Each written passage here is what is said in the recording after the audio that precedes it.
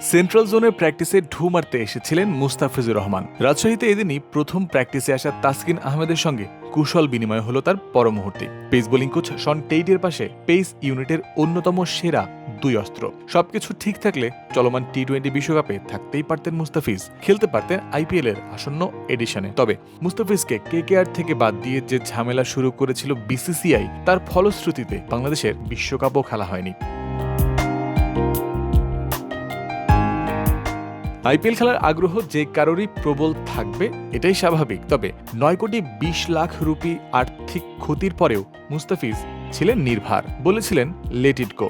সব ঝেড়ে মুছে অদম্য বাংলাদেশ টি-20 কাপে খেলেছেন, এখন খেলবেন বিসিএল। মুস্তাফিজকে কেকেআর যখন রিলিজ করে দেয়, তখন তিনি রংপুর রাইডার্সের হয়ে বিপিএল খেলছিলেন। এখন যে কোনো ব্র্যান্ডের পুরাতন এসি বদলে নতুন ওয়ালটন এসিতে উপভোগ করুন 25% ছাড়।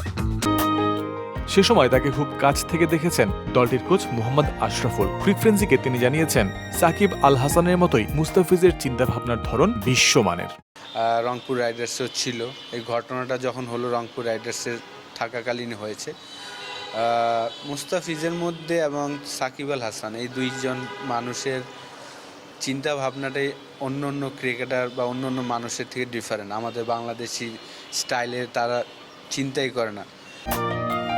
মুস্তাফিজকে এতটুকু বিচলিত করতে পারেনি আইপিএল না খেলা, বিশ্বকাপ না খেলা, সাথে আর্থিক ক্ষতির মতো বিষয়গুলো। রিজিকে ছিল না তাই চলে গেছে। তার ভাবনা এমনই সহজ, যা হয়ে গেছে তা নিয়ে পড়ে না থেকে বর্তমান সুন্দর করার মাধ্যমে সুন্দরতম ভবিষ্যতের পথ গড়তে পারেন বলেই সাকিব মুস্তাফিজরা এত সফল মনে করেন আশরাফুল।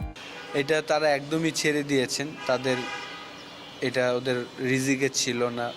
আমার কাছে মনে হয়েছে সে এইভাবেই দেখেছেন, সামনে যেটা আসবে সেই জিনিসটা নিয়ে সে চিন্তা করছেন। এই কারণেই আসলে তারা এত সাকসেসফুল।